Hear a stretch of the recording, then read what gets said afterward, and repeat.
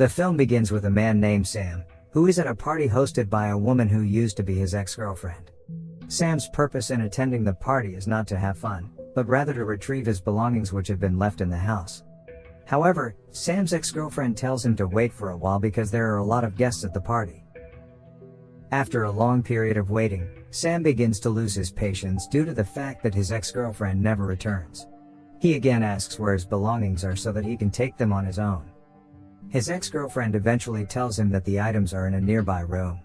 She also tells Sam to wait there so they can talk privately about their problems.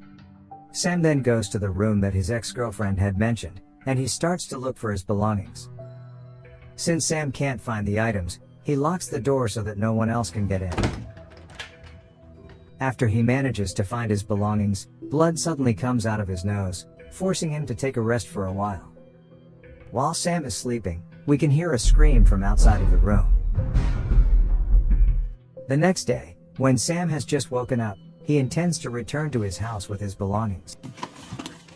But when he comes out of the room, he is shocked by the fact that the entire place is a complete mess. In addition, there is blood splatter all over the place. Sam tries to check outside of the room, but he discovers that people including his own ex-girlfriend have turned into zombies. After witnessing all of these horrific events, Sam tries to maintain his composure and begins to consider how he will survive the zombie attack.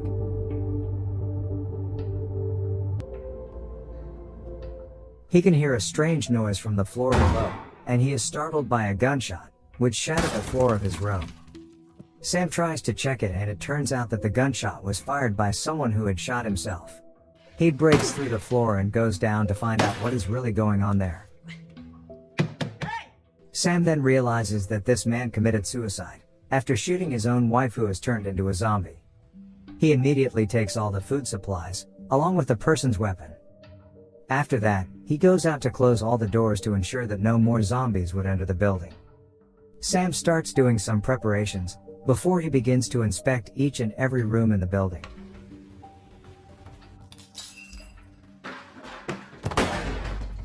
While collecting useful items, he marks which rooms can be used and which rooms have been occupied by zombies.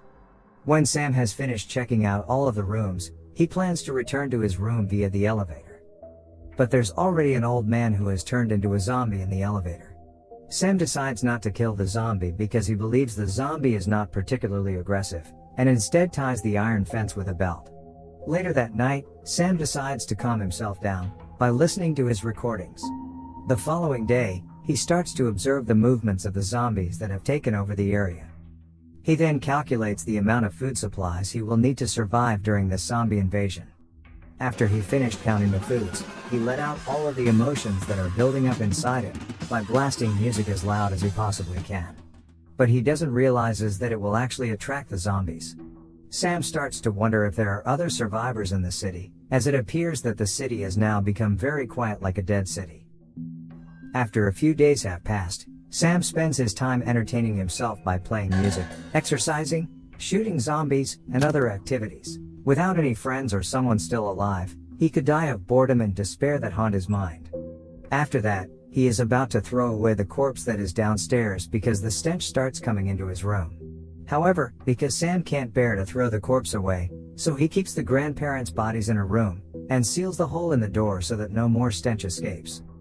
When Sam is cleaning himself, the water unexpectedly runs out, forcing him to find another way to fulfill his water needs. Later that night, while Sam is sleeping, he is startled awake when the zombies outside manage to break through the door and bite him immediately. Well, it turns out to be just a nightmare that Sam has had numerous times. The following morning, he tries to calm himself down by exercising while listening to music. Aside from that, he has frequent conversations with his zombie grandfather, whom he refers to as Alfred. When it comes to water needs, Sam tries to collect a variety of items that he can use to collect water when it rains.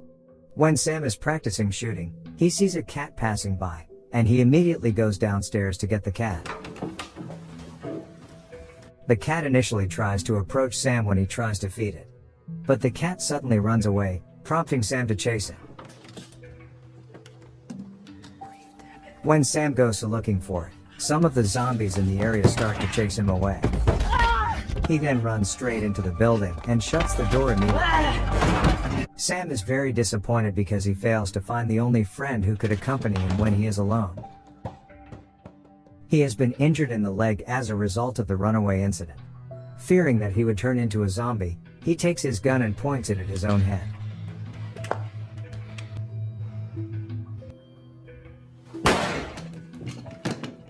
After waiting for a while, Sam is relieved to realize that the wound is nothing more than a minor scratch, and he bursts out laughing. The next day, Sam notices that the zombies are no longer in his area, and he has no idea where they've disappeared. He tries to observe from the top of the building, but he can't find any humans or zombies around. Since the weather is getting cold, Sam goes back into the house to take a hot bath to warm up his body. It appears that Sam is starting to feel lonely because he is left alone in the city. He plans to leave from there, but he is too scared at this point, so he gives up his plan.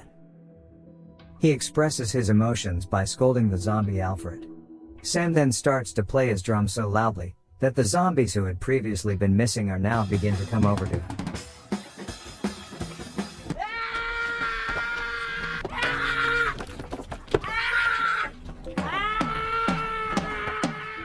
This hopeless, boring life slowly makes Sam start to lose control of his own mind.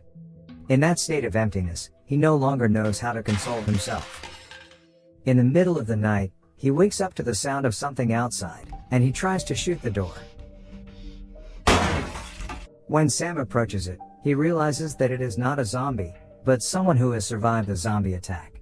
Sam then takes the woman into the house and attempts to save her, since this is the first time he has met someone who is not infected. The next day, Sam is happy when he sees that the woman is still alive. The woman names Sarah, and she says that she has survived by moving from one building to another. It turns out that there are still a lot of people who have managed to survive in the same way as Sam. However, the majority of them have suffered from stress, and some have even gone completely insane. Sam tells Sarah about his daily routine and the things he does. Furthermore, he introduces Sarah to the zombie Alfred. Sarah gives Sam a little warning because they don't know when zombie Alfred will attack them. Sam appears to have changed dramatically as a result of Sarah's presence in the room. When he is surrounded by other people, he begins to feel what life is all about. As usual, Sam tells the zombie Alfred everything he's thinking. On the following day, Sam decides to share his food supply with Sarah. However, because the food supply is limited, he plans to go into one of the rooms that were previously occupied by several zombies. He punches a hole in the door and shoots all the zombies inside. Sam takes all the food supplies and other items he could possibly need from the room. When Sam returns, he becomes panicked when he can't find Sarah. It turns out that Sarah is already on the roof of the building. Sarah tells Sam that she intends to leave the building as soon as possible, because it is impossible for them to stay in the building for an extended period of time. They will never know if there are people out there who have survived, and build a safe shelter for them. Therefore, Sarah prefers to go there rather than having to wait in this house, without any certainty about the future. Sam tries to convince Sarah to stay with him, since he is actually too scared to do so. Sarah then claims that if Sam doesn't leave, he'll become delusional and end up taking his own life. After they had an argument, Sam tries to apologize to Sarah for saying something hurtful earlier. In the end, it turns out that everything he had experienced with Sarah was a hallucination. It was later discovered that Sarah had never woken up since the incident that night, because she had actually died. Sam is very sad when he has to accept the reality. After conducting a funeral for Sarah, Sam goes through her belongings in her bag. He then found out that Sarah has been married.